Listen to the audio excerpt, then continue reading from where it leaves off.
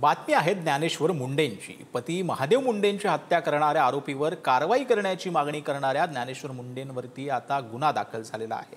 यापेक्षा एन्काउंटर करा म्हणजे न्याय मागण्यासाठी कुणी राहणार नसल्याचं म्हणत ज्ञानेश्वरी मुंडेंनी आता संताप व्यक्त केलेला आहे। पाहूया।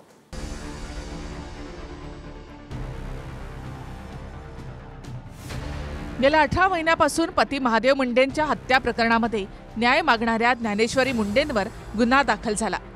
बीडच्या पोलीस अधीक्षकांच्या कार्यालयासमोर आत्महत्येचा प्रयत्न केल्याप्रकरणी हा गुन्हा दाखल करण्यात आलाय। यावर बोलताना माझ्यावर गुन्हा दाखल करण्यापेक्षा पोलिसांनी माझा एन्काउंटर करून टाकावा अशी संतप्त प्रतिक्रिया ज्ञानेश्वरी मुंडे यांनी दिली। आता माझ्यावरच गुन्हा दाखल केला म्हणजे न्याय कुणाकडे मागायचा? गुन्हा दाखल करूस तर पोलिसांनी डायरेक्ट एन्काउंटर करून टाका ना माझं, तुमचा विषयच क्लोज होईल ना। न्याय मागताय म्हणून तुम्ही गुन्हा दाखल करताय का? मग डायरेक्ट एन्काउंटर करा ना। तुम्हाला कोण न्याय मागणार? महादेव मुंडे केस बंद करून टाका, मला पण गोळ्या झाडून मारून टाका। तुम्हाला कोण न्याय मागणार आहे? परत तुम्हाला कुणीच न्याय मागणार नाही।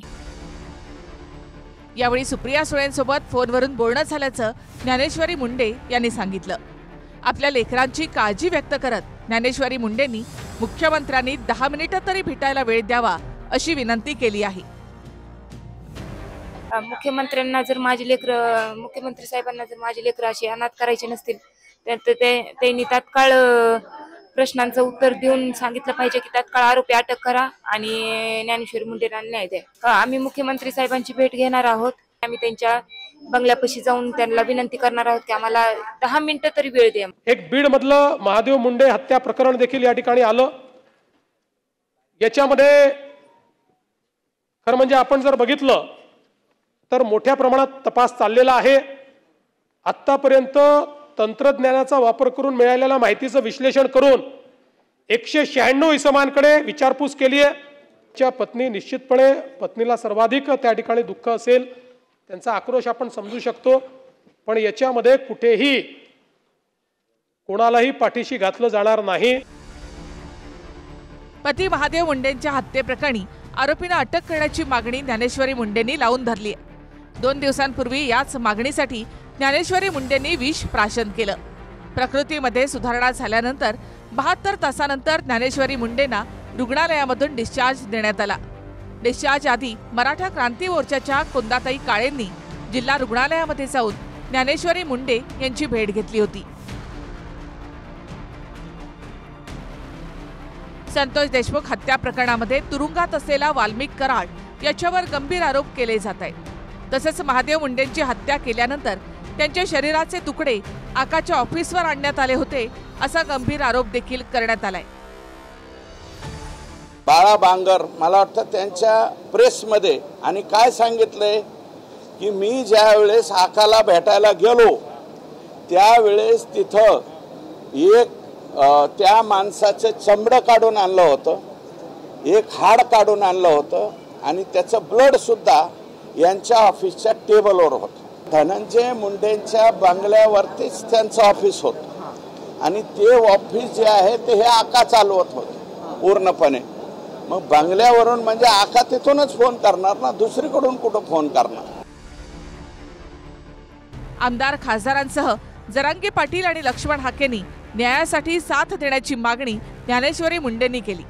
तर डिस्चार्ज मिळाल्यानंतर पोलीस प्रशासनाला 1 महिन्याचा अल्टिमेटम त्यांनी दिला। मी सगळ्यांना आव्हान करत आहे, हाके साहेब त्यांना बी आहेत, त्यांनी पण माझ्यासाठी जन आंदोलन उभं करावं की आरोपी का अटक होत नाहीत। हाके साहेबांना, जरांगे दादांना पण आणि सगळ्या आमदार खासदारांना जेवढे आहेत मी सगळ्यांना आव्हान करत आहे। तसं जर आव्हान केलंय आणि जर त्यांनी केलं असेल तर मी 100% जाणार आणि त्यांच्या पाठीशी ताकदीनं उभा राहणार। ती मायमाऊली आहे, ती जातीची कुठल्याही असू द्या, तिच्या नवऱ्याचा जर खून झाला आणि त्याचे जर आरोपी सापडत नाहीत 100% या राज्यातला सगळा समाज त्या ताईच्या पाठीशी उभा राहणार आणि पूर्ण ताकदीनं त्या मॅटरमध्ये उतरतो मी आता। पुढचं मी न्यायासाठी तर लढतच राहणार आहे। मी 1 महिन्याचा तर सरांना टाइम दिलेला आहे की 1 महिन्यात जर नाही आरोपी अटक केले तर आम्ही अजून SP सरांना येऊन भेटू, पुन्हा आम्ही रस्ता रोको आंदोलन बी करतात। आमचे जन आंदोलन असेच राहणार आहेत आणि आम्ही न्यायासाठी लढतच राहणार। आता या सगळ्या प्रकरणावर पोलीस काय कारवाई करतात हे पाहणं तितकंच महत्त्वाचं असेल. अशोक काळकुटे, TV9 मराठी, बीड.